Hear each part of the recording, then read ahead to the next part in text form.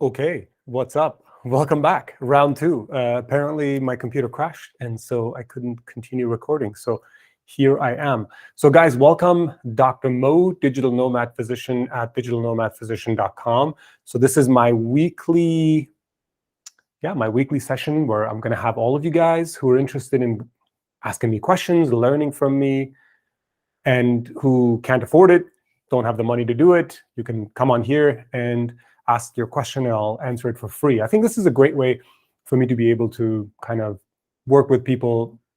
Instead of charging you guys $600 an hour, you get to ask me these questions for free. And interestingly, the people who reach out to me, though apparently they seem very, I can imagine, very desperate and really going through some very difficult times, when I do tell them about this, there isn't that immediate connection. So there is that part where it's like, no, I'm not going to pay you $250 for half an hour and $600 for an hour because that's too much money, even though I have 100% money back guarantee. And at the same time, I'm not going to come on this free phone call. I'm not saying this to belittle anyone. I'm not saying this to say anything negative. I'm saying this because there is an epidemic amongst us doctors who we have such a difficult time understanding the value of money, understanding the value of time, the value of money, the value of expertise and knowledge. And I think it is something that I see a lot in my career coaching practice. So for those reasons, I always say, be always willing to pay good money, top dollar, for somebody else's expertise if you believe that person is worth it, right? I easily pay $600, $800 an hour for consultation for many of the different things that I've done over the years, from visa experts to tax experts to medical experts to business experts. I pay that money because the amount of time that I would have to spend to learn that on my own, it'd be absurd. It'd be absurd. I can spend that money, I can spend that time making good money, doing what I love. Researching some of this stuff would not be that exciting to me. So for those reasons, I think be willing to pay a lot for the expertise. Try to read a lot. Try to be out there and understand who's out there doing what in your field. I think that's another big one. We don't really know what's going on in our medical fields. Like, what are other physicians doing? What are other health experts doing? What is this whole data thing that everybody talks about, this AI thing that everybody talks about, this insurance regulatory stuff that everybody talks about? Just knowing a little bit about it, if you're interested. If you're not interested, of course, doesn't make sense. It doesn't make sense. But yeah, I mean, I think those are the things to put your energy into, put your effort into. So, all right. Let me give you guys a little update. There's nobody on the call, so we're good. And I'll talk a little bit, and if somebody comes on, I'll answer those questions. But I want to give you some updates as to where I'm at. This is the beautiful apartment. You can always catch it here in these little circles. This is the apartment in Madrid that we're renting for 2 months. Now, it's kind of exciting because we tried going and living in Sevilla for a month, and it wasn't really that exciting. We're like, nah, it's not that good. My girlfriend took a lot of language classes there, but still, it just didn't have that culture, that feel. Here in Madrid, I really feel it. There's so much culture. It's so cool. Everybody speaks Castellano, because where I'm at in Santiago de Compostela, everybody speaks Galician. So the reason we're here also is because it's just a good time for both of us to take care of some things. I'm dealing with this very complicated hand issue. Man, I can't even tell you guys what I've been through with this hand. It started out with a little ball in this hand right in here. I haven't been able to climb for many months. I have a lot of neuropathy here. I have, because of the swelling that's coming to the wrist, I have a lot of median nerve neuropathy now on top of the ulnar neuropathy. And lots of different things. Lots of different things that I'm dealing with. And I have seen multiple orthopedic surgeons, traumatologos as they call them here. And then finally, I found a couple of good hand surgeons whom I've connected with. And it looks like finally next week, I'm going to have surgery. So we'll see. This next week, Friday, probably not going to do the session. But I'm going to have my surgery, so I'm kind of excited. And just figuring out, navigating the Spanish healthcare system, from how much it costs to be hospitalized to how much it costs to have surgery and all that stuff, is really, to me, is amazing. It's amazing. And the doctors I work with are cash pay doctors. And that's one of the things that is important to me. I work with cash pay doctors because I'm a cash pay doctor. I take cash for my heart health coaching practice and for my digital nomad health practice. So digital nomad health is my telemedicine practice, primary care, urgent care.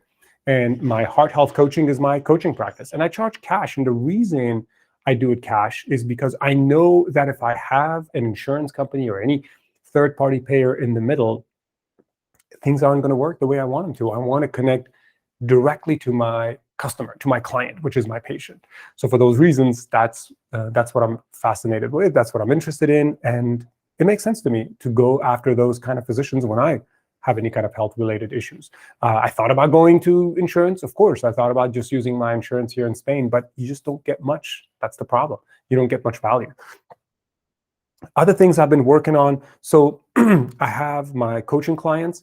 In some aspects, I wish I could get more coaching clients, but the flip side of that is that when I interview some of the people who could be my potential clients, I often say no. And I often say no because I don't find that I can bring them a lot of value. And I don't want to do that. I don't want to work with somebody who is not at that stage where they're ready to make a change. Even if somebody says they're ready to make that change, oftentimes once I talk to them, they're not. And when I have worked with those individuals in the past, it's really difficult. It's just pulling hairs, because imagine you're working as a, family medicine doctor, and you have this idea that you want to create this virtual program for patients, whatever. But you're not really sold, and you haven't really figured out the finances. You haven't really figured out what are you willing to give up? How much work are you willing to put in to build this other thing out? And when you haven't done that yet, and you're not really ready to do that, I feel like for me to come in and tell you that this is what needs to happen, this is what you have to do, it doesn't help. There's such a big communication gap that that person who's paid me $5,000, I think it's $6,000 now, I just bumped it up to $6,000. They're not going to get a lot of value. And so often what I do with those people is I tell them, you know what, I can't work with you in this particular way, but you can pay for my hourly rate and we can do it on an hourly basis, but you wouldn't be a good match for my coaching practice. And that's kind of some of the things that I'm learning, some of the things I'm kind of slowly figuring out, because I do want to continue doing that. I really enjoy that. I find myself to be kind of like this trendsetter, go-getter when it comes to the career of medicine. Like I want to do so many different things with my career in medicine. During the pandemic, I thought how incredible and important it would be to have a public health degree, how important it would be to have an epidemiology degree.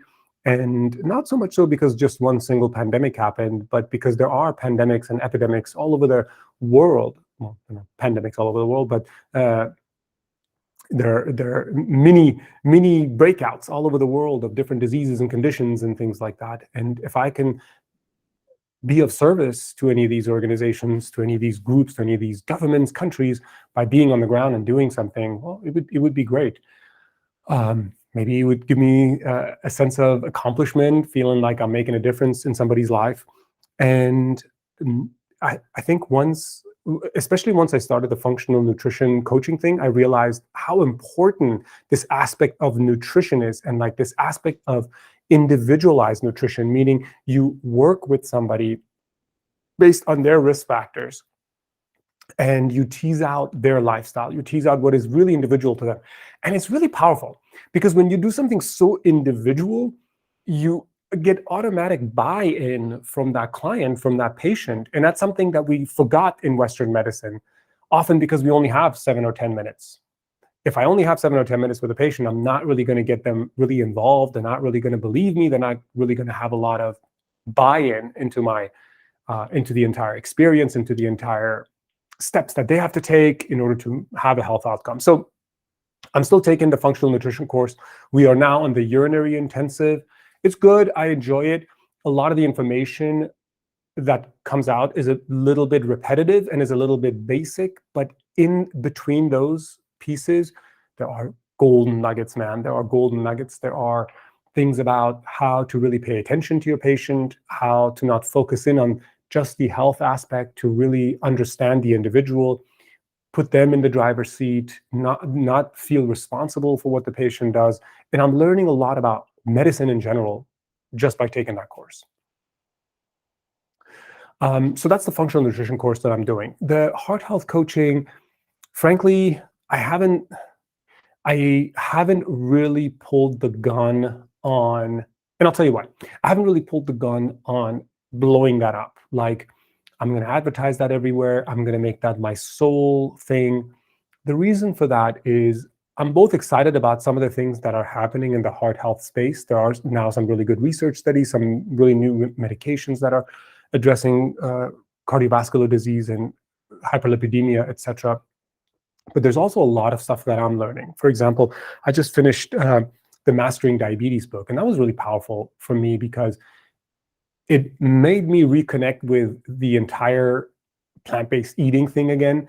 I've always been kind of like a carnivore when I was younger, just family, Middle Eastern, I'm from Iran. And so meat was always a big thing in most dishes. Not that it was the main thing. There was a lot of healthy dishes as well, but oil and meat was always there. And then I became vegetarian, and then I became vegan for a long time. And I kind of lost that, I think, when I came to Spain, because not only is it difficult to be a vegetarian or vegan, but it also, I don't know, you feel like, oh, it's not that bad because the animals are treated well. Well, I really don't think the animals are treated that much better. Now that I know everything that I know, they're not treated that much better here in Spain than in other places. And so for those reasons, and I think health reasons, this Mastering Diabetes book really helped me kind of reconnect with plant-based eating. And I say that because these are certain things that I want to incorporate in my heart health coaching. I'm thinking about making my heart health coaching be like a plant-based heart health coaching practice. And the reason I think that could make sense, the reason I don't think it's good is because I think it's very gimmicky. The reason I think it could make sense is because it's just so much easier to attract clients, to get people to come on board and just want to do it because they're going to find me, and the word of mouth spreads easier. But I don't know, part of me also doesn't feel good about it. So you see, I'm in this middle ground, this no man's land, where I'm trying to figure things out. Like, is this the right thing? Am I doing it just for the money? Am I really doing it because I believe in it? And I honestly think we should think about this stuff. We should think about this stuff because we didn't think about this stuff when we were in undergrad, when we were in medical school, when we were in residency, when we became young attendings. We just sort of followed the crowd. We just did what came up.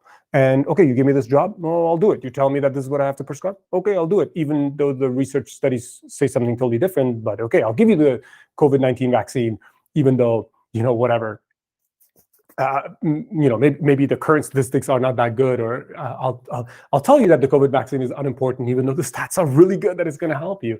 Like all this stuff where you're just forced into being someone else or doing something else that doesn't feel authentic to you.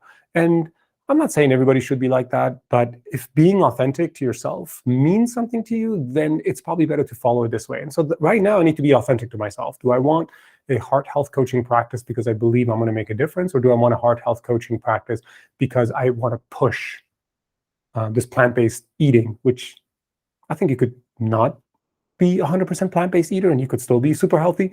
So, you know what I mean? But it would serve me more.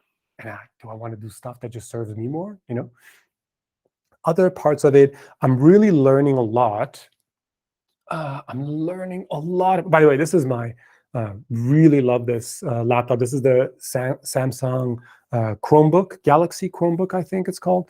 And the reason I really love it is because, yeah, obviously it turns into a tablet. And for me, running my businesses and taking notes and being able to do all the different things that I'm trying to do, and having two different laptops when I travel, like right now I'm in Madrid instead of being back home in Santiago de Compostela, that is really powerful and it's absolutely necessary for me.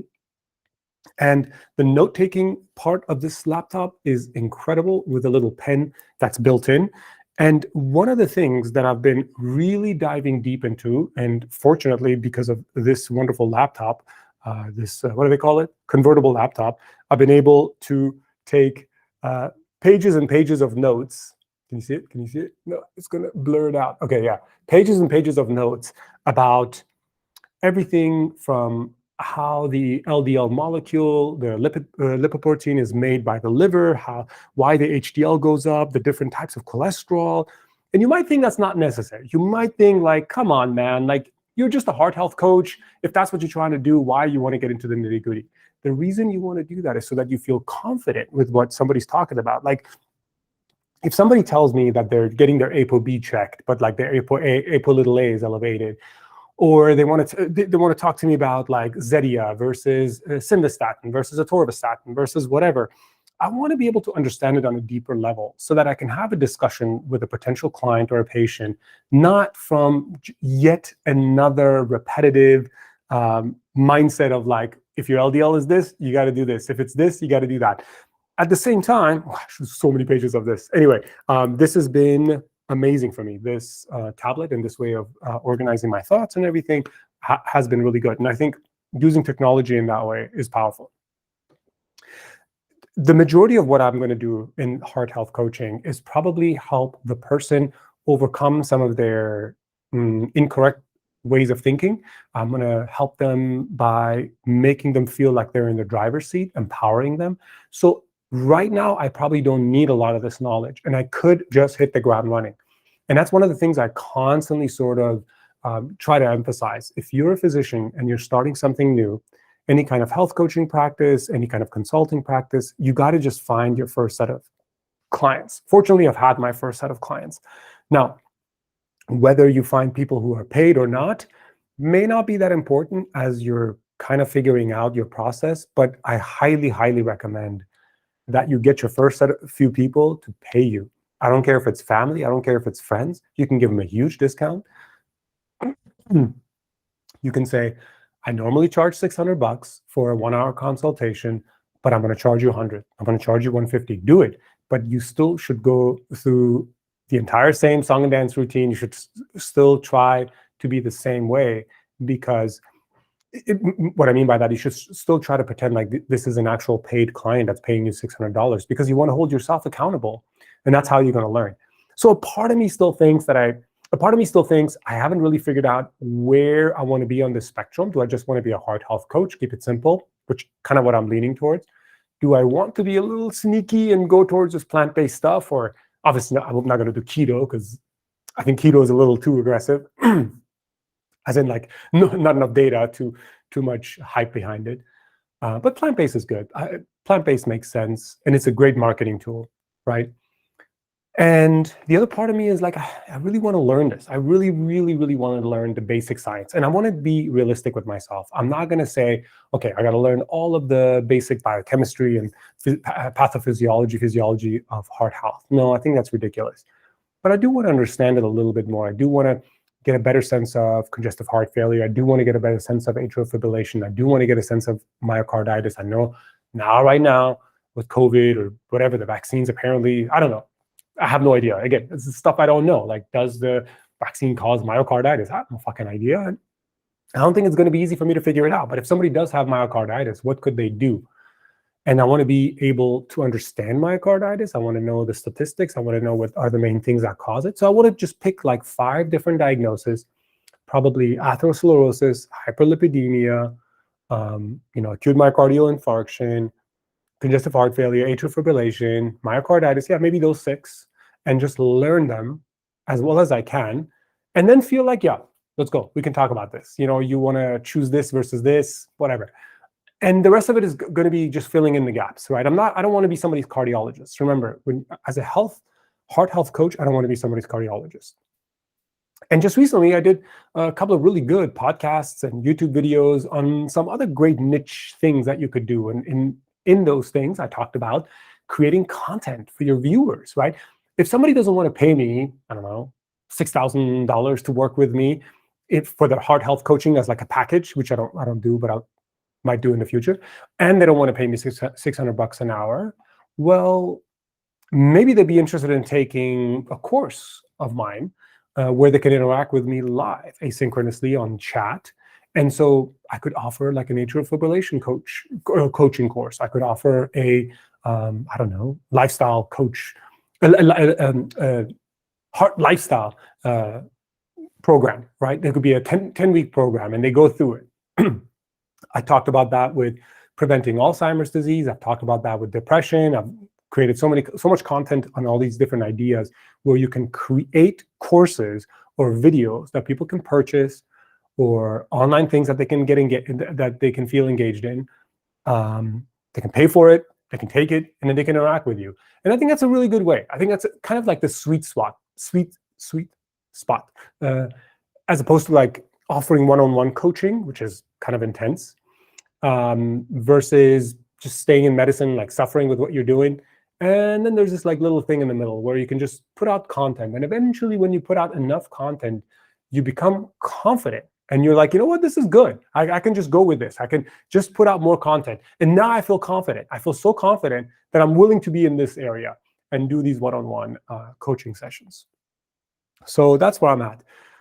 What else am I doing? As far as the telemedicine thing, right? So the other thing that I'm building on the side is digitalnomadhealth.com. Digitalnomadhealth.com is a telemedicine brand for people who are a bit more nomadic travelers. Maybe they don't have a home base. They could be all over the world or all over the country in the United States. And the reason I think this is important is because there are a lot of people in the world.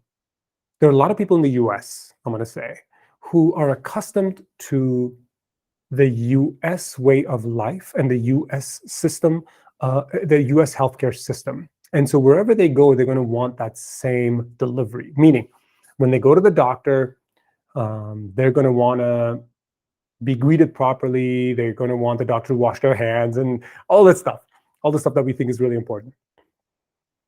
And for those reasons, I think these people are going to be interested in paying someone like myself who can be their physician no matter where they are. They might be traveling to China for a while. They might be going to Thailand. They might be going to Mexico. They might be living in Saudi Arabia, and they just want to talk about their medical condition. Hey, what do I do? Can you walk me through this? Can you do this for me? Can you do that for me? I may not be able to prescribe medications, but I probably will know how to get them to be seen. Is to an urgent care? Should I go directly to a specialist? Is the care they're getting good? I can talk to their doctors. I can help them find the right medication that they need. So that's kind of the service, kind of this white glove service. And for those reasons, I want to charge more. And I think it's got to be clients who have money. It's got to be somebody who's making at least probably $150,000, $200,000 a year. Unfortunately, these days, a lot of people who run their own business, have their own small business, have their own private businesses. A lot of people who are investors, a lot of people who are computer programmers and project managers and all this kind of stuff. They make a lot of money. Like, I'm not worried about finding those kind of clients. I think I will find enough clients. And I think there are enough people these days who are leaving the US and kind of living these nomadic lifestyles that I can find enough clients. What I have a hard time with is how to make. I don't want to be just a family medicine doctor for some of these guys. I don't want to just be a simple urgent care doctor for some of these guys. So I haven't really figured out how to make that flow. And I know from experience, I have learned that when you don't know the answer to something, just keep doing it. Just keep creating content. Just keep working on the business. Eventually, it'll figure itself out. And that's persistence. That's grit, right? As they call it from the book. That's persistence. And that's what I'm doing right now. I'm just like, okay, you know what? Let me not run an advertisement campaign. Let me not pay for this or that. Let me just keep creating the content. Let me just keep working on it. Let me adjust the website, change this, change that, talk about it here, talk about it there. Like if you go to my LinkedIn page, I have my heart health coaching business. I have my digital nomad health business. My digital nomad telemedicine is what I call it. And I kind of slowly working on that. And I think that's pretty good. I think that's more than enough for me to eventually figure it out and see what I want to do with it. So guys, coming up on 30 minutes, I kind of decided that I probably would do this for an hour if people are on the call. And if people are not, I'm just going to do 30 minutes. So this is good. You guys got a chance to hear about what I'm doing, where I'm at. Okay, I'll tell you a little bit more. Actually, we got a few more minutes. So in just a couple of months, I'm going to head back to the US. And we're going to be there for a couple of months before we have to come back for my girlfriend's non-lucrative visa renewal. And it's kind of nice because once I go stateside, I can do a little bit of medicine, kind of lubricate the medical wheels, make some money, put some money in the bank. Also, I'm thinking about buying property in the US right now. Is sort of a good time and a bad time. The reason it's a good time is because interest rates are high. So I don't think it's going to be as competitive of a marketplace. I don't think it's going to be as much of a seller's market as it used to be.